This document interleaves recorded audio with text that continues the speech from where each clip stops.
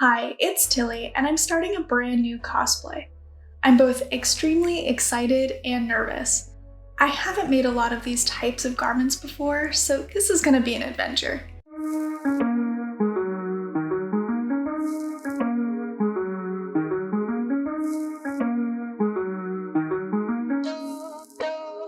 I'm making the evil queen from Snow White, but I'm doing the most extra and wonderful version of her outfit. It's from the Disney Villain World show at Tokyo DisneySea. The evil queen herself said I could use her photos for reference in this video, and they do say that imitation is the highest form of flattery. Another thing that my costuming professor always says is to build things from the inside out. So part 1 of this adventure is going to be the A-Line Petticoat. Let's get started. Let's first talk about the design. It's hard to see in about 100% of these photos because the bar is conveniently placed at her waist, but it is in fact smooth, much like her other costumes throughout the park. Her skirt looks fairly basic, but I wanted to make it nice and full, so I decided to make it into a circle skirt. The dress itself is smooth at the waist, so I didn't include any gathering there. The silhouette is A-line, so the plan is to add 2 tiers of gathering at the bottom for flare and volume. And that's it. Next, we'll talk materials. I like cotton petticoats a lot compared to other materials such as tulle or taffeta. It's easier to work with and not very scratchy. Let's be real, is scratchy something you really want for 12 plus hours at a con? I don't think so. I chose a black cotton broadcloth that is 60 inches wide for my fabric. I first washed and ironed it to prep. Other materials needed were grosgrain for the waistband, hooks and bars, interfacing, all-purpose thread, and top stitch heavy-duty thread. I'll put a list of recommended non-sponsored products in the description below. Next, we'll go over the pattern. For the circle skirt base pattern, I used Mood Circle Skirts calculator and created a quarter piece pattern based on the measurements from the calculator and my length measurement. Once I had the pattern, I cut the 2 back pieces and the front piece on the fold. Next, we'll go over the construction. First, I overlocked the raw edges on the skirt panels. I stitched together the side seams and the back seam. When stitching the back seam, only stitch to where the placket will be. Putting on the placket was a struggle. I definitely haven't done that in about 7 years, but the general idea of what I did here was a continuous placket. Plackets are used when an opening to a garment has a tight fit, such as a skirt at the waistline or at a sleeve cuff. They provide structure and strength to the opening while putting on or taking off the garment. Continuous plackets can be made on a seam or a slash, and it's made in one long rectangular piece. For additional strength, I'd cut out a second rectangle in interfacing and ironed together. It's first stitched on one side. The raw edges are folded in and stitched on the other side via top stitching, or you can stitch in the ditch for a cleaner look. Last, you can do a top stitch on the overlapped side. It can be challenging to make sure it's clean and that the apex of the placket doesn't have any additional tucks. Take it slowly and you'll get it. Let's go over it one more time as I demonstrate on my own petticoat. I measured out 2x the length of the placket. I cut it out on the bias and then ironed on the interfacing. Next, I trimmed away the seam allowance in the skirt where the placket would go to 1/4 inch. I sewed the wrong side of the fabric to the right side of the placket. I then ironed the seam allowance towards the inside of the placket, and I ironed the 1/4 inch seam allowance in as well on the other side. From there, fold the placket in half and your raw edge will be hidden. Iron and stitch into place.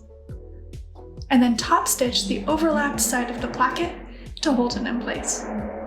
Definitely not perfect, but the placket was done, so I moved on to the waistband. For the waistband, I'll first demonstrate on some scraps. I've marked the wrong side of the fabric and my internal grosgrain ribbon with an X. Stitch the wrong side ribbon down at the waist first. Flipping it to the right side, I'll put on the second grosgrain ribbon by stitching it at the top. Last, stitch the right side grosgrain down at the waist. From there, tuck in the raw edges of the grosgrain on each side and stitch down. Once more, I'll show you on my own petticoat as well. I cut out my waist measurement plus 4 inches for the overlap, stitching on the wrong side ribbon first at the waist. Then, stitch the right side ribbon onto the top of the wrong side ribbon, and then to the skirt itself. This will help make sure the stitching on the outside is neat. I then folded in the raw edges of the grosgrain and stitched them down as well. From there, I hand sewed the hooks and bars on as the closures. I finished off the circle skirt with a 1/4 inch hem at the bottom.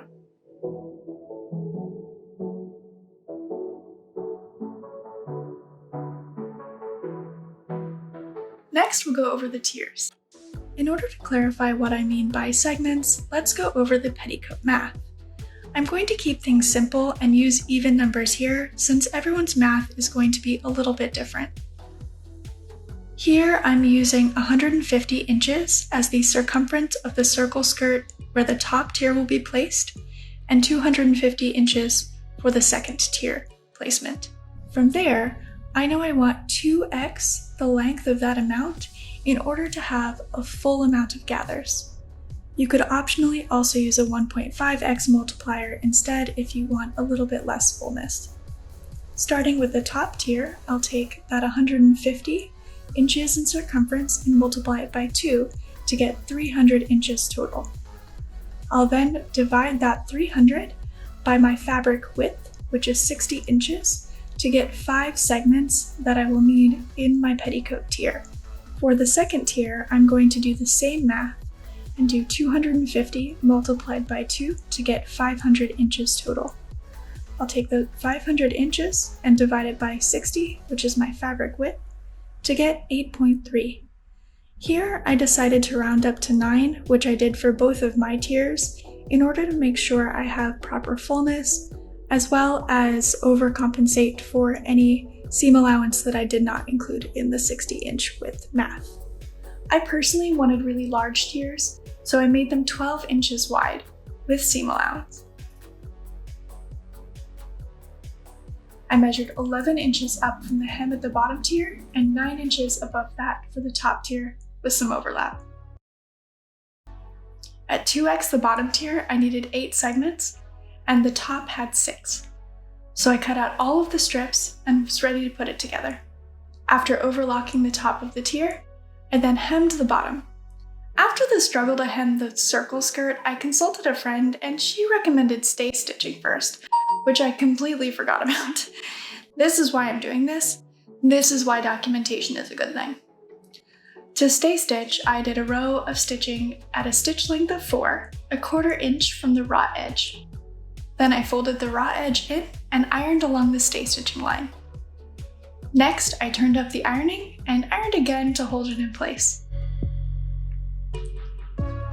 Then I returned to a 2.5 stitch length and stitched it in place. And she was right, it was so much easier. I then used the top stitch heavy duty thread in my bobbin and regular thread at the top of my machine and stitched in 2 rows of gathering lines at the longest stitch length setting. This helped make sure my lines were steady so that they wouldn't break. The first I put right at the edge of the overlock, and the second I did a 1/4 inch below that. Doing this in sections helped me make sure that the gathers were even. And as a pro tip, I like to do my gathering in sections rather than all the way around in case a line breaks. That way, if it does happen, you won't have to do it all over again. To attach the bottom tier, I segmented the skirt bottom tier circumference into 8. To gather, hold the 2 bottom heavy-duty threads in one hand and gently slide the fabric along the lines. Careful not to sew your gathering lines too close together, or the fabric won't be able to slide through. Other things to watch out for include pulling too hard and breaking a line, or losing a thread out the other side of your gathering line. I also like to use parallel pinning in order to make sure I'm evenly dispersing the gathers and I can stitch over top of them. And top stitch that tier down at the second gathering line. And the first tier is finished. I then did the same steps for the second tier and finished. I now have a very full and swooshy petticoat. I'm very excited for this project. Honestly, for my first petticoat, I'm over the moon with how this turned out. I was really intimidated to make it due to all of the ruffles, but it was super fun and actually pretty straightforward. If you're interested in seeing the Evil Queen come together, please like and subscribe to know when the next part is finished. And let me know your favorite Disney villain in the comments below. We'll see you next time.